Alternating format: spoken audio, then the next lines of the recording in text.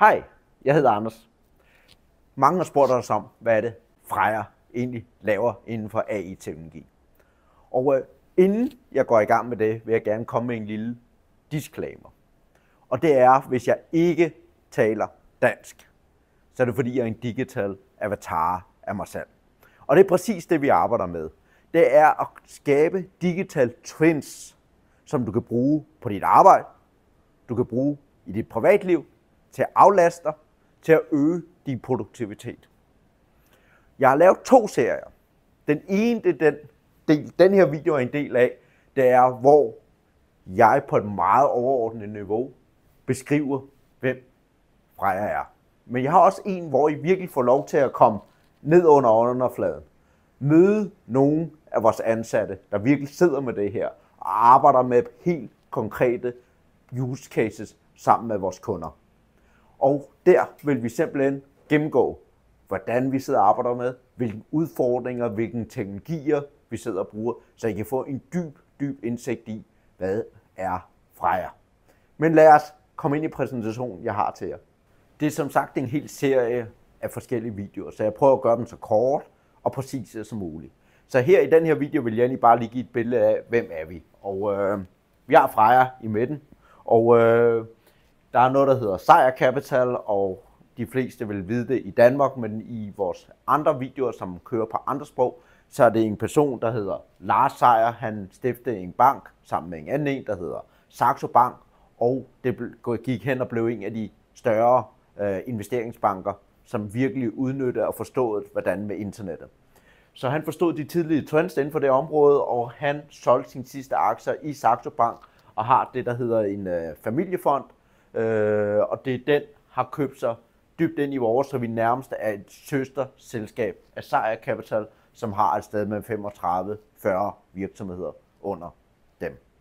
Så yderligere, så arbejder vi meget tæt sammen med Thailands nummer 1 universitet, og det var derfor, I så lidt tidligere videoen med vores baggrund i Bangkok. Det er fordi, vi har et kontor, der ligger lige op af det universitet. Og det er som sagt Thailands nummer 1. Der er forskellige ranklister, forskellige måder at opgøre det på, men de er nummer 17 i verden inden for nogle kategorier, så det er ikke et hvilket som helst universitet.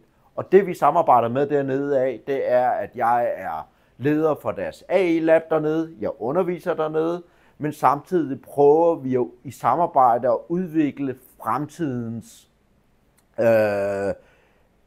værktøj AI-baseret, der kan hjælpe de studerende med at bestå deres eksamener, med at studere, og det er det, vi fokuserer på i samarbejde med dem.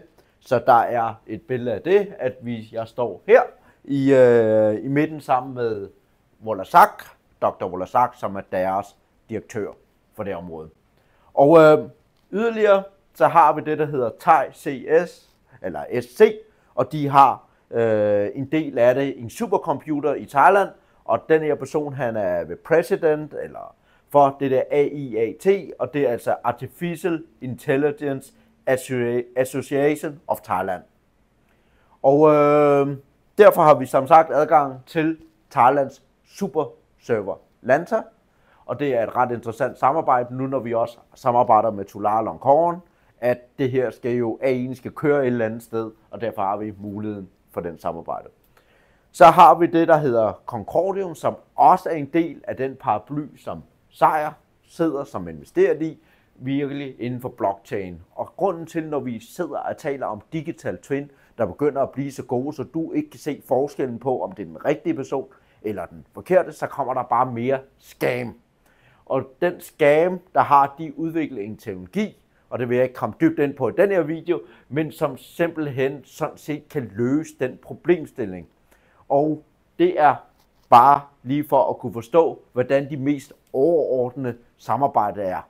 Jeg vil senere i de andre videoer komme dybere ind, hvem vi er, og de forskellige ansatte, så du møder, så I må bære over med mig, at I kun får en lille introduktion af mig. Jeg er som sagt CEO for Freja, og hvem er jeg? Jeg har Supertrends for eksempel, og der er jeg trendekspert eller supertrendekspert, hvor jeg sidder og bruger de forskellige data og sidder og finder ud af, hvilken retning bevæger AI'en sig indenfor. Derudover er jeg en del af noget, der hedder Keytech. Det er et etisk råd, og det er måske meget relevant, nu når vi snakker om at bygge digital twins. Vi kan vække folk for døde til live, og via digital twins, og derfor er det selvfølgelig også interessant at skulle sidde i et etisk råd, som er AI-fokuseret 100%. Så er der, jeg som sagt, som jeg også nævnte kort, jeg er forelæser nede på Chulalongkorn Universitet, og så deltager jeg i forskellige aktiviteter, som for eksempel Ludvigs podcast, for netop også at promovere, komme ud med budskaberne, og hvor er det i hvilken retning bevæger sig.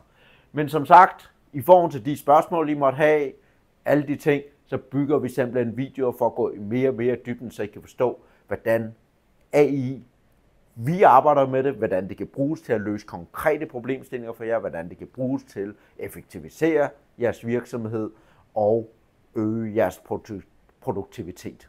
Så det er meget kort introduktion af Freja. Håber vi ses til den næste video.